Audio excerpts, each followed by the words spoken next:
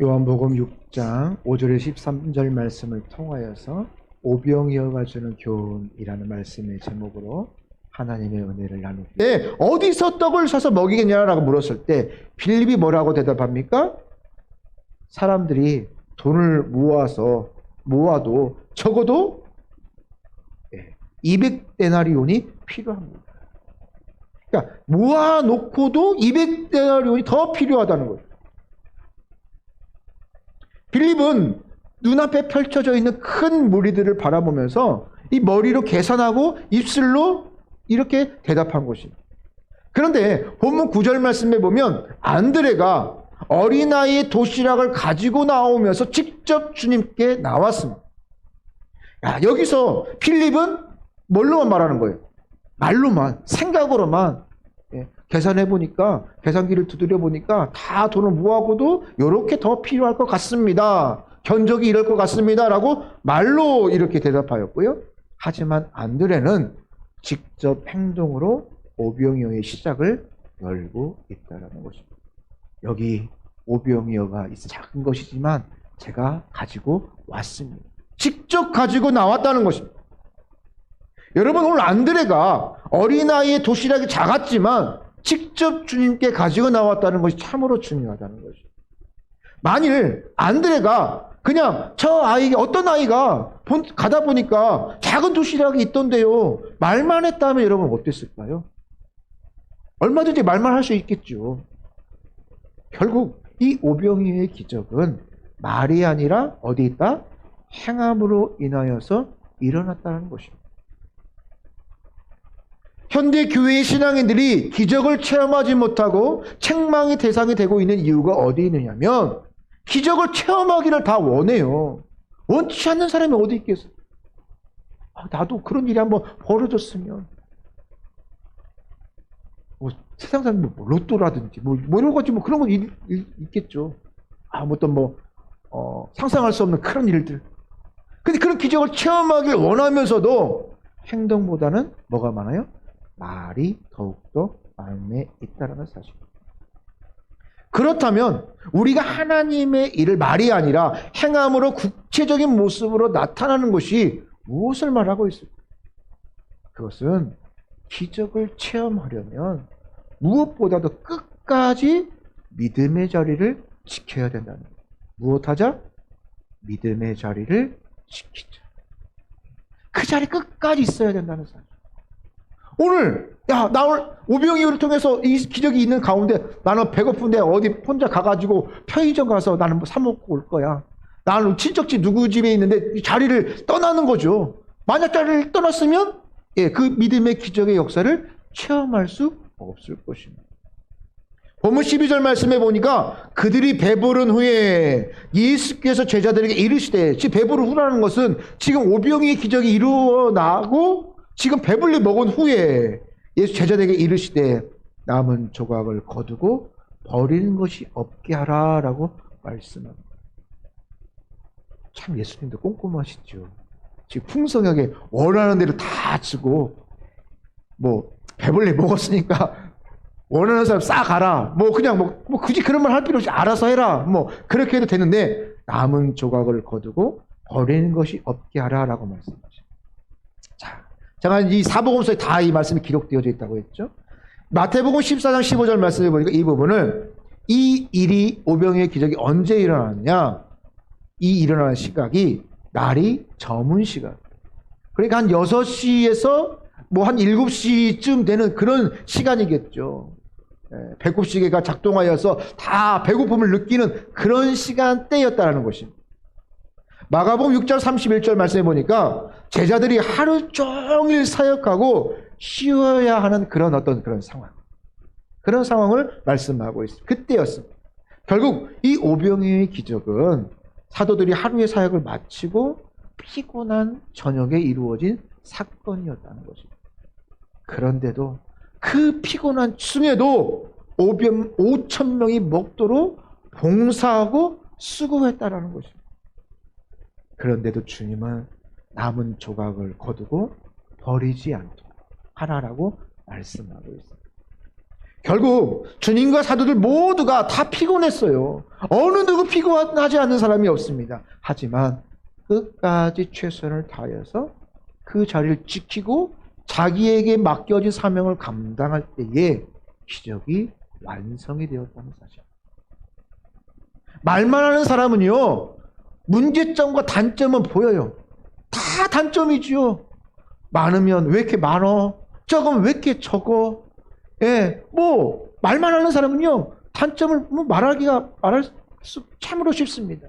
하지만 그 특징이 뭐냐면 끝까지 행동으로 책임지지는 않는다는 거죠. 말만 하고 끝나요. 그러나 행동으로 헌신하는 영혼은 비록 피곤해도 끝까지 믿음을 지키고 헌신한다는 사실. 여러분, 그래서 우리가 내 몸을 통하여서 헌신하며 나아가는 것이 너무나도 소중한 것입니다. 그냥 내가 하나님 사랑합니다. 근데 그 사랑이 어땠다고요? 사랑은 1000번, 10,000번을 말하는데 행동은 아무것도 없어요. 그거 참 문제이지 않습니까? 실제로 이 기적이라고 해도 끝까지 결과를 지켜봐야 됩니다. 그래야 이것이 그 기적인지 아닌지를 알 수가 있다는 것입니다. 또한 처음에는 열심히 헌신을 할 수 있어요. 하지만 끝까지 남지 아니하면 더 큰 기적을 체험할 수가 없다는 사실. 기왕했다면 더 큰 은혜를 누려야 되겠지요. 결국 끝까지 믿음의 자리를 지키면서 헌신한 영혼들만이 하나님께서 주시는 이 기적을 통하여서 온전한 은혜를 체험할 수가 있었다는 것입니다. 1937년 죄인들의 어머니라고 일컬었던 이 캐서린 로즈 여사가 죽었습니다.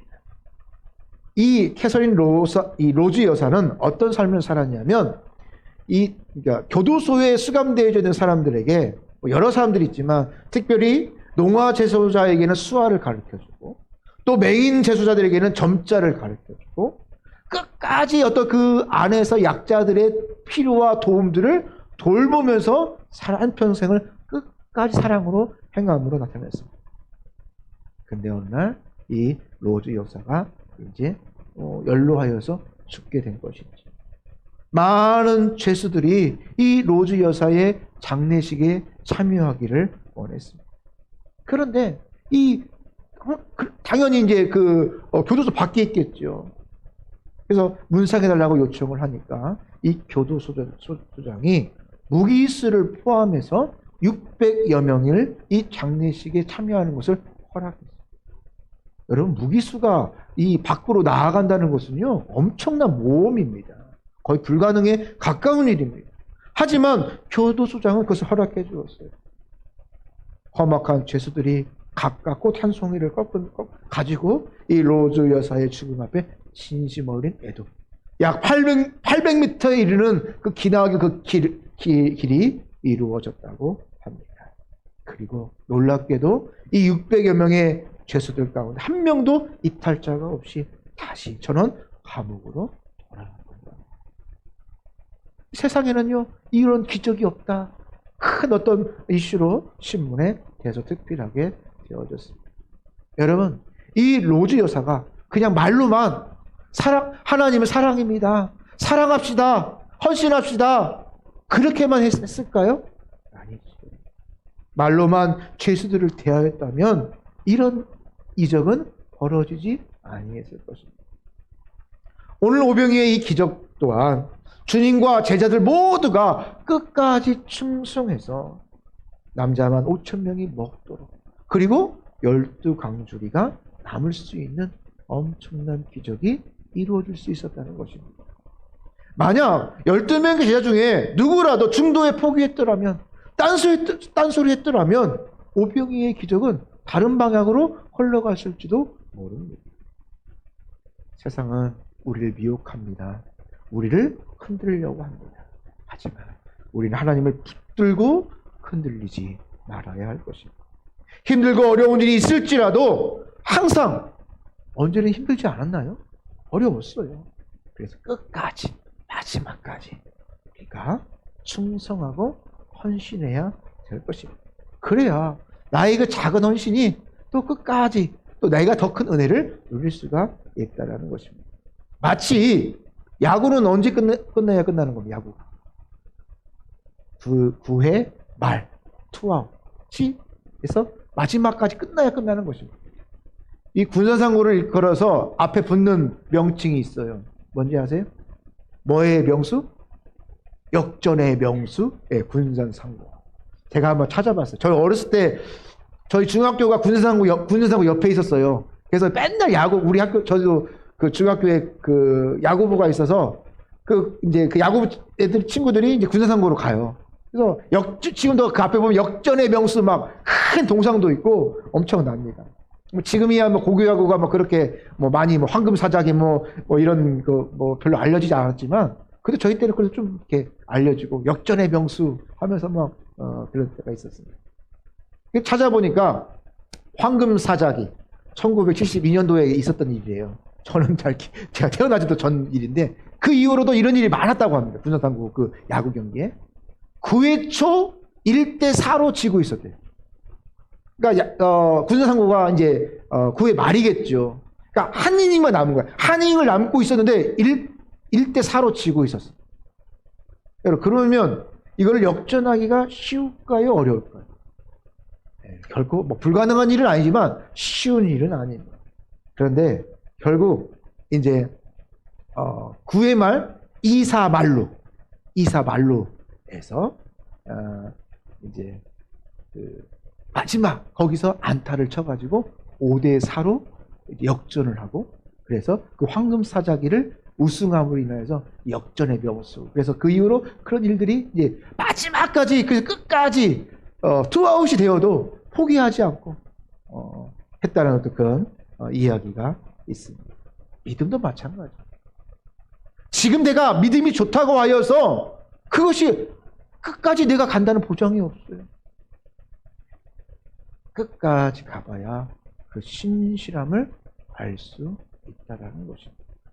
누구도 예외가 아닙니다. 내가 하나님 앞에 그 순간까지 내가 이 믿음의 여정을, 구원의 여정을, 내 그 긴장감을 놓아서는 안 된다는 것입니다. 창세기 18장 말씀에 보면 아브라함이 소돔 땅을 향하여서 간절히 간구를 하지요. 하나님이 이제 소돔과 고모라를 이제 멸망하기로 작정하시고 이제 천사가 이제 방문하고 또 그 천사를 대접한 후에 이제 아브라함이 이제 밖에 마중 나가면서 이제 그 부탁을 합니다. 뭐라고 부탁을 합니까? 의인 50명이라도 있으면 이 성을 멸하지 않겠습니까? 그래서 6번을 합니다. 45명, 40명 하면서 10명까지 해서 6번을 걸쳐서 이 의인이 있으면 멸하지 않겠습니까? 라고 말을 강구했습니다. 6번이 적습니까? 많습니다. 많지요. 우리는 보통 2-3번이죠. 2-3번. 3번까지는 해보자. 6번이면 저가 보면 상식적으로 상당히 많이 강구한 겁니다. 좀 어떻게 보면 민망할 정도로 많이 한 겁니다. 하지만 저는 한 번 더 생각해 보면 아니 6번 말할 거 한 번 더 말하면 어떤 7번 완전 숫자 7번을 채우고 정말 완전 숫자 8번까지 채우면 더 어땠을까?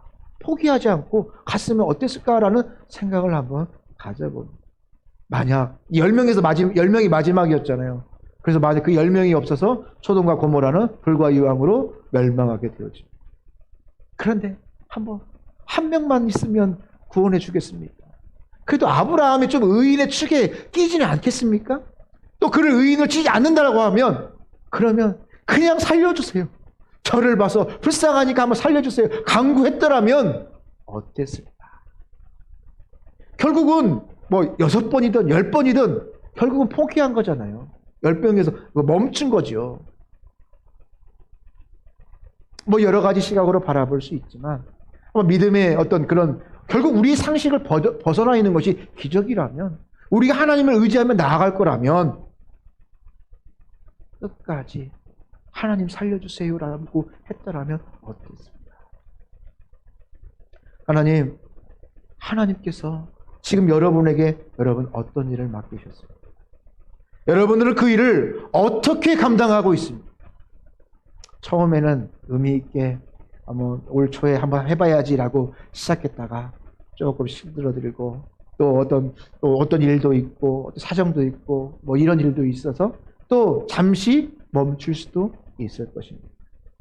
비록 지금 힘들고 어려워도 끝까지 최선을 다하겠다는 그런 마음이 있다면 하나님께서 일하시는 기적을 체험할 수 있을 것입니다. 하나님이 나를 포기하지 않는 것처럼 나도 포기하지 않고 하나님의 말씀 가운데 그 은혜 가운데로 나아간다면 왜 하나님이 왜 주시지 않겠습니까? 거저 주시는 그 하나님이 풍성함으로 왜 채워주지 아니하시겠습니까? 저는 다른 그 무엇보다도 하나님께서 여러분에게 주시는 그 믿음을 끝까지 지키기를 소망합니다. 악한 영은 어떻게 해서라도 우리를 시험에 들게 하고 우리를 어렵게 하고 우리의 믿음을 넘어지게 만듭니다. 멈추게 만듭니다. 여러분, 그러나 기적이 있을 수 있어요. 기적이 있어요. 하지만 그럼함에도 불구하고 끝까지 믿음을 지키는 것은 누구의 몫입니까? 나의 몫입니다. 믿음의 눈을 보고 바라보는 나의 몫입니다. 많은 사람들이 교회에서 상처받는 것이 하나님 때문에, 예수님 때문에 상처받는 게 아니에요. 사람 때문에 상처를 받습니다. 그리고 포기하기도 하고 떠나기도 합니다. 물론 시험을 들게 하는 영혼이 나쁠 수도 있지만 나쁘지요. 하지만 그 믿음의 이탈은 전적으로 누구의 책임입니까? 그 사람, 나의 책임이라는 거죠.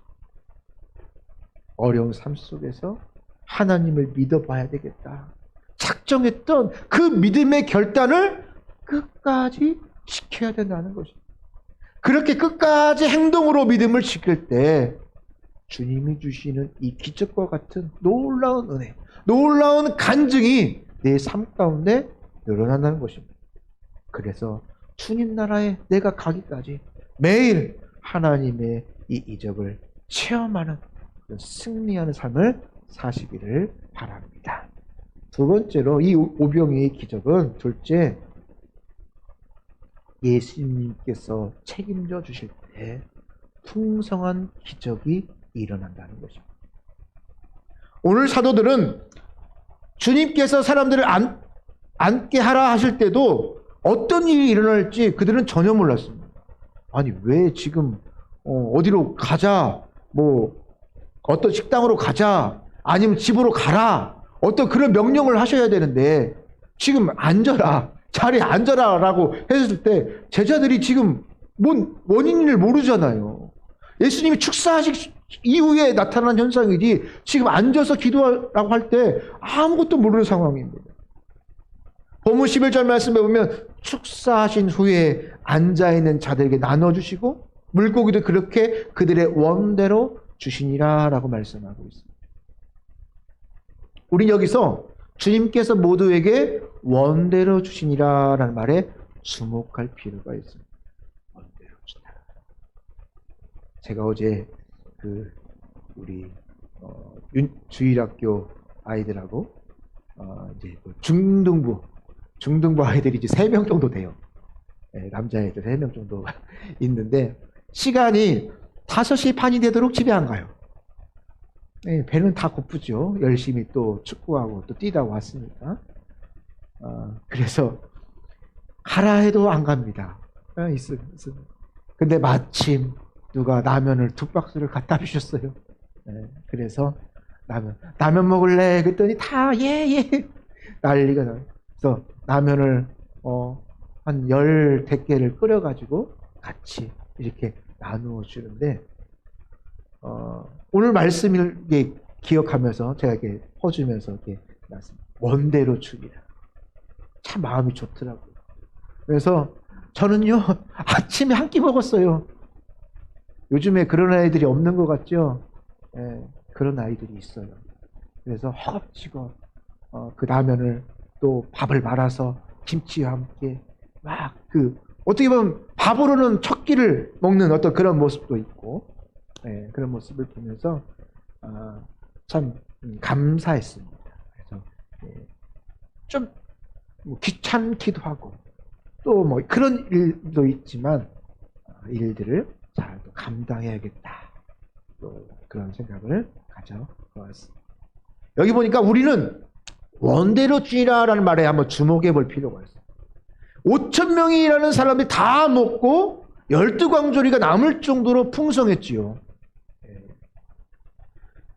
세상 그 무엇보다도 여러분 생각해 보세요.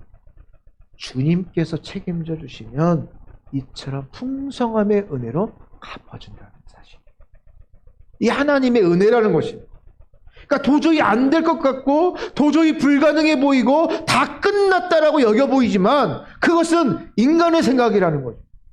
그것이 그 자그마한 것이 예수님께 나오고 그 예수님이 기도함으로 말미암아 원하는 대로 다 쓰고도 남을 만한 은혜가 주었다는 거예요. 에이, 이것 좀 우리 끝인데 어떡해. 이것 좀 모아둬야 되는데 어떡해. 인간적인 생각이잖아요. 더 나은 내일을 위하여 모아놓아야 되는데 어떡해.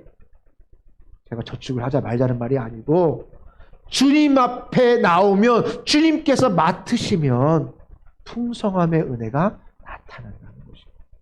내가 생각하는 것보다 더 큰 것으로 나타난다는 것. 그리고도 남는 역사가 보여집니다. 그게 바로 기적이죠. 왜 기적이 나타나지 않느냐? 말만 있으니까 기적이 나타나지 않아요. 행해보세요. 시험해보세요. 내가 한 만큼 하나님이 어떻게 흔들어서 베풀어 주시는지 시험을 해야 답이 나오는 거예요. 말만 하면 백날 아무 일도 벌어지지 않습니다. 그러므로 기적은 인간에 관련된 그런 말이 아니라 하나님과 관련된 단어입니다. 그렇죠. 근데 하나님은 기적이 아니에요. 그렇죠. 무에서 아무것도 없는 상태에서 이 모든 걸 창조하신 하나님이 아니 조금 고장난 거 고친 거 조금 부족한 걸 너무 풍성하게 만든 게 그게 뭐 기적입니까? 우리에게는 기적. 하나님에게는 늘 일상에 있는 일이고 원하시면 언제든지 할 수 있는 그런 일들이라는 것입니다.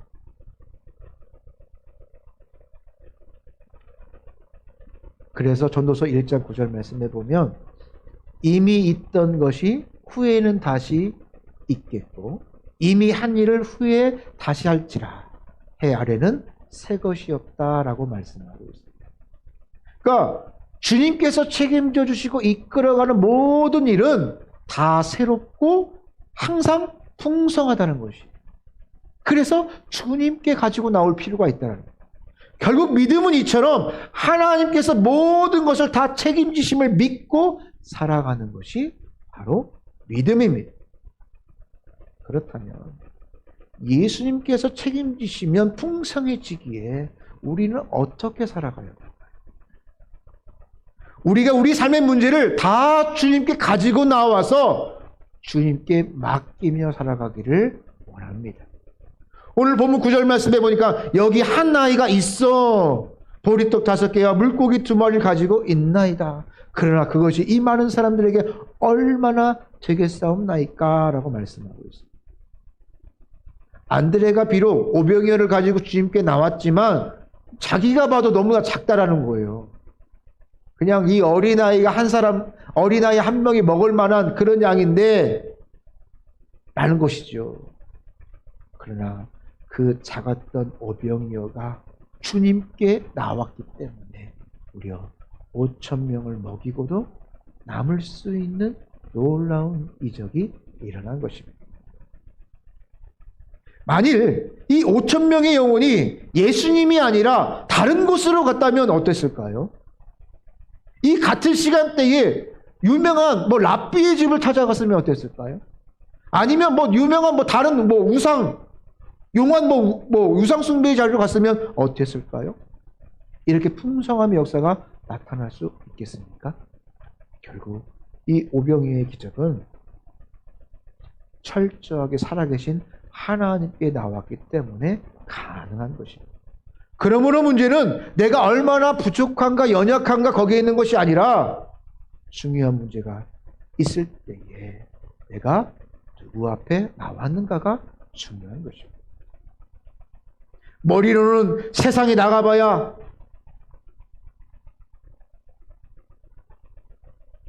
아무것도 안 되는 것을 다 알고 있습니다. 하지만 실상 어렵고 힘든 일이 벌어지면 사람을 찾고 누가 도와줄까? 누가 이런 경험을 해본 사람이 있을까? 찾습니다. 그러나 진짜 믿음의 사람은 어려운 일이 직면하면 가장 먼저 누구에 나옵니까? 하나님께 나와서 하나님 책임져 주세요라고 기도하는 신앙이 진짜 믿음의 사람이라는 것입니다.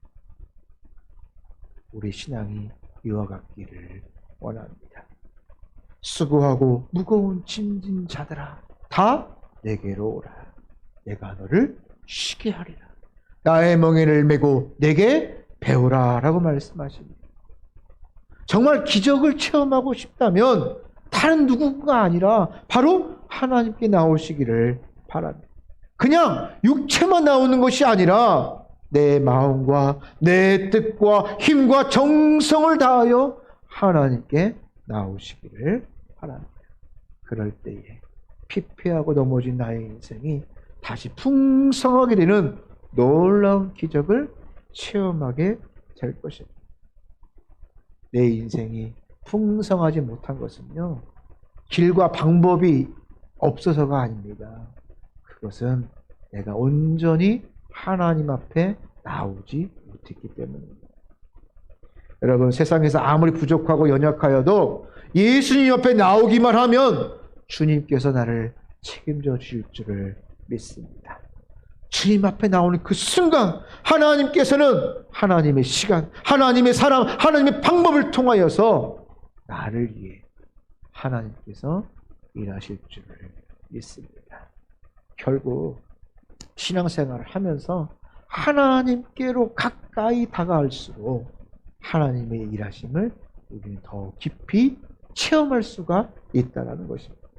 문제는 이것을 알면서도 많은 믿음의 사람들이 하나님이 아니라 세상으로 나아가고 다른 것들을 의지하며 살아가고 있다는 사실. 최근에 어떤 칼럼에 이런 글을 보았습니다. 저도 여기에서 제외는 아닌 것 같아요. 최근 남성과 여성이 나이가 들어갈수록 과거와 달리 의지하고 있는 것이 많이 달라졌습니다. 그러면서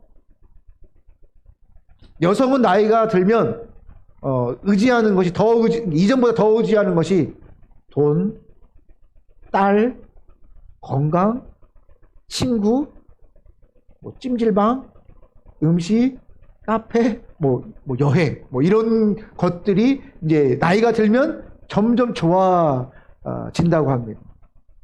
여러분 동의하십니까? 나는 절대 동의 못해. 여러분 할 수도 있을 것입니다.